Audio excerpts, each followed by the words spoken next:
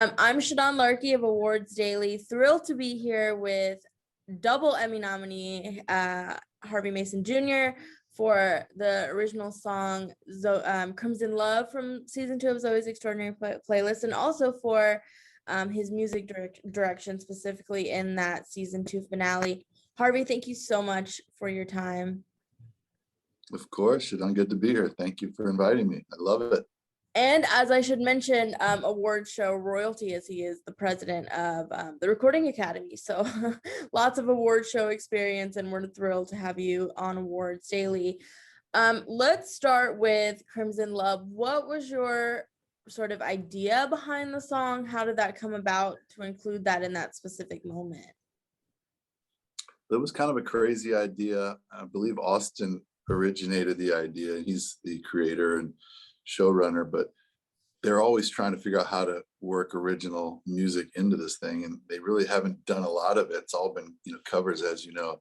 So I think the opportunity with this one particular character and the next door neighbor and the band, it kind of all just pointed towards a cool original song. So Austin had the original thought, and he kind of approached me with the concept and said, hey, I want to write this song. I want it to sound contemporary. I want it to sound like it doesn't stick out among all the other like really classic songs that we've done throughout the series and the episode.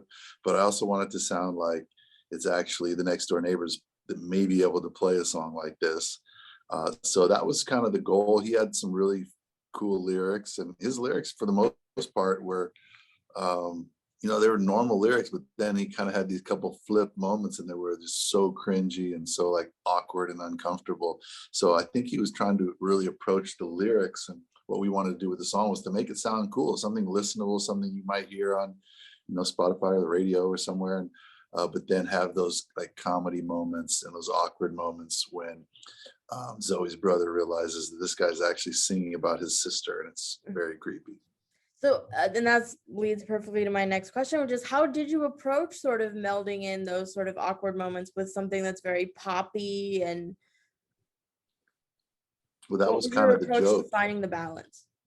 Yeah, and that's how we played the joke, was to try and keep it really straight, and then all of a sudden just pop in with the comments and the bits that were funny. So we played it very straight, and we tried to produce it just like we would produce any other song in the episode or in the series. Generally when we're producing those things, we're trying to find what the mood is of the scene, what are the characters doing, where are they in the story, what's going on in their lives, why are they singing this song, what are the purposes they're trying to accomplish. So those are all the things that really influence how we produce the music, and ultimately how we pick the songs for the scenes. And does your experience sort of with the Grammys and all of that, does that bleed into the show? And if so, in what way?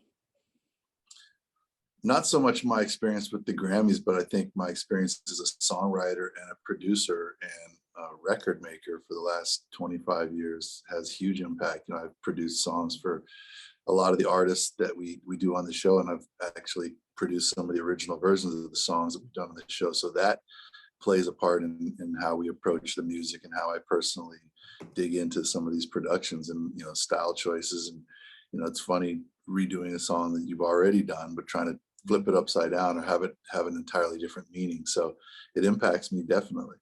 What's an example of that, of having to reproduce something that was original? Oh gosh, there was a lot. I think probably the best one was a Whitney Houston song that I did called "I Look to You," that we redid with Alex and his character. So that was it's a bittersweet memory, actually, because Right. that was a song, one of the last songs we recorded with Whitney. And so that was difficult to recreate that one and pull it back up. But it actually worked in our favor because that was an emotional moment for Alex in the show as well. And I thought that was a very memorable performance, at least for me. And you've spoken about how you work with the actors a lot to sort of inform their performances. Can you tell me a little bit more about that? Well, really, you're always trying to create the musical moment that suits the cast and also suits the story. So, we spend time figuring out where they sit in their voice and the register and the range, what part of the songs sound best for which characters. And then ultimately, like, what type of songs can they sing really well, and where do they shine? How can we showcase their ability and their talents? But at the end of the day, the songs really serve as story beats, and they serve as something to move the characters' journeys forward. So if there's not a purpose for the song, Austin doesn't, he's not going to use it. It's not just, hey, insert a song here. It's got to be very specific, very intentional, and really on par, on beat for what's happening in the episode, what's happening for the character. And so when we're working with the cast, we are trying to make sure we're hitting the right emotional tone, making sure they're, of course, singing good and pronouncing the words correctly and hitting the rhythms and the melodies, but also we're really making sure that the tone is the right tone and the emotion is coming through, because you might be recording an up-tempo song that for us, we're used to hearing it happy and exciting all of our lives. And then with Austin, he's trying to change it. He's trying to make it be more introspective. And so those are things you really have to pay attention to. And I spend a lot of time working with the cast on that stuff. And actually, I'll start with this. Your Emmy nomination for music direction is for the season 2 finale. And the season 2 finale in many ways mirrors the season 1 finale. You have another sort of like one take musical number at the end. What was your approach to that finale specifically? The approach to the finale was the same for me as all of our episodes. I just try and make them amazing. I try and make cool songs every time they send it to me and say, hey, we're going to do this song. We want it to be like this. I think, okay, how can I make this the coolest version of this song ever? And sometimes maybe I accomplish it, maybe not all the time, but that's my approach, is to try and just do something interesting and exciting and of high quality, and just always shooting for excellence. And so for the finale, it was a lot of music, which makes me very happy. And it was a lot of cool songs and you know, copyrights that I think a lot of people were excited about. I was, and the cast was. So I just really tried to approach it, landing the emotionality and the intention of every song, and trying to blow out the ones as big as I could that were big, and put as much emotion and heart into the ones that needed that kind of a feel as well. So it's always a challenge, because you're dealing with great songs, and on the finale there were a lot of really, really cool songs, but my intention is the same: make it awesome. And this is something you've spoken about many times, but I want to make sure people know, I mean, the turnaround that you guys had for these episodes was intense. You're doing a new episode every 8 days. So that's a lot of material very quickly. I mean, talk me through that. How did you make that happen? You know, was there one that you found particularly tricky with that quick time frame?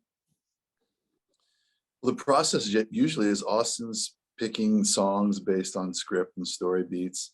He works through them with our choreographer, Mandy Moore, and then we all have a call. The three of us start talking about what is the feel and sound and production. What are they going to be dancing to this? How are they going to be putting cast around what lines and what parts and what physical movements on screen? And then I go back and start doing a reference and like a demo, and I send that to Austin. He listens to it. He and Mandy have comments based again on story or choreo. And then we go back and forth a few rounds, and then I kind of finish off the demo. Then we cut the cast on the pre-records, and then we finish the pre-records, send them to set. They shoot to them, dance to them, sing to them. Sometimes on set we'll use vocals that they've recorded live on the day, and sometimes we'll use the pre-recorded vocals if they match. And sometimes we'll also do recording after they shoot and edit. So that's usually the process. And the only time that the process kind of slows down is when there's a song that we just can't quite get right, you know, for whatever reason. Maybe we try one thing and it's not quite what Austin's looking for. The director feels like it needs to go a different direction, and we try something else, because it's all really, you know, a science experiment, right? We're just trying things. We're trying to figure out what's going to work, what sounds great, what is exciting, motivates the cast, but still carries the story. So when that happens and we have to go backwards, it does kind of upset the machine a little bit. But as we got into season, you know, later in season 1 and more into season 2, there was less of that. We started having really good communication between the creative team and the music team, and just like almost a shorthand on how we wanted things to sound. And we were able to kind of get through those things pretty quickly. Also, probably a little bit of a cheat, we start probably before the 8-day window, because a lot of times Austin will have a script and he'll say, here are some of the songs that are going to be happening in 2 weeks. So we can start working on those while we're working on the current episode. So we do get a little bit of extra time. And you've had such a varied career, but was there a song from the show that you felt like, okay, this is really a huge departure for me and sort of a fun creative challenge? Honestly, all the songs to me are a creative challenge. And you picked up on it, I do a lot of different genres and a lot of different types of music. So to me, they're all challenging. And it's always my goal to try and do it better than I've done it before. So sometimes it's classical piece, sometimes it's country western or a rap song, whatever it is. The challenge is the same: is how can I make this match the scene? How can I make sure I'm pleasing all my leaders, my captains, which are, the showrunner, the director, the studio, the head of music, the cast, the producers. There's a lot of cooks in the kitchen, so it's always a challenge to make sure I'm making them happy, making everybody included and feel heard in the creative process. But it's never a specific genre that's like, oh gosh, how am I going to do that? I'm going to pull that off, because that's kind of what I've made my career on, is doing so many different types of music. And do you have a moment where you listen to a song and you know that you've got it right? Is there like a spidey sense tingling thing? Like, what is that moment where you kind of go, okay, like this is it? Well, it really depends on what hat I'm wearing. A lot of times when I'm working for a TV show like Zoey's, try to turn my spidey senses off at a certain point. Originally, I'll do what I think works and what I think is cool and what I love and what sounds pleasing to me. And then at a certain point, I have to back away from that a little bit and start making sure we're getting what everyone needs. As I said, Austin has a real clear vision and a real clear sound in his head as to what he wants. And then you're working with a director and maybe another writer, and then the cast has an opinion. So I'm always going to want to make it something I'm very proud of. I never will do something that I'm not proud of, but I always try and make sure that I'm listening and I'm collaborating.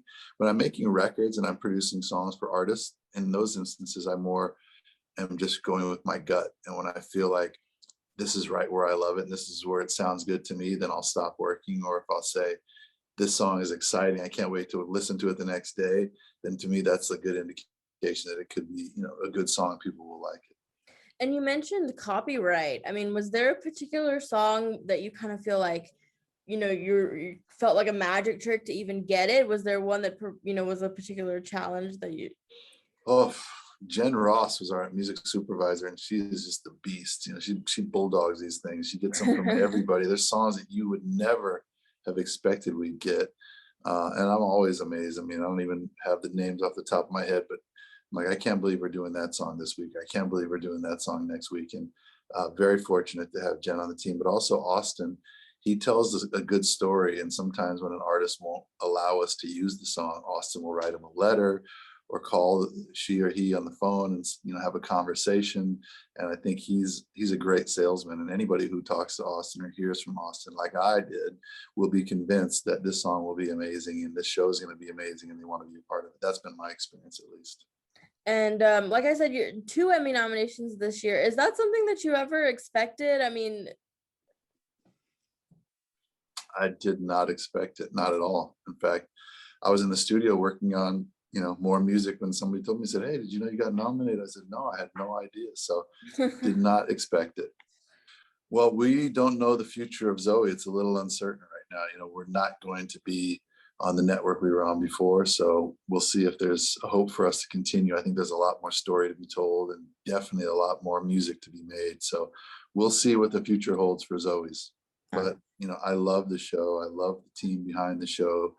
I love the cast and the opportunity to do that much music. I mean, you just don't get that chance a lot of times. I think we've done over 130 songs over 2 seasons. So it's a dream come true show for me, and a project that I'm really, really pleased with and really proud of. And I think the family, I'm hoping we can keep the family, keep the band together and do more. So if you're hearing things, that's a good sign.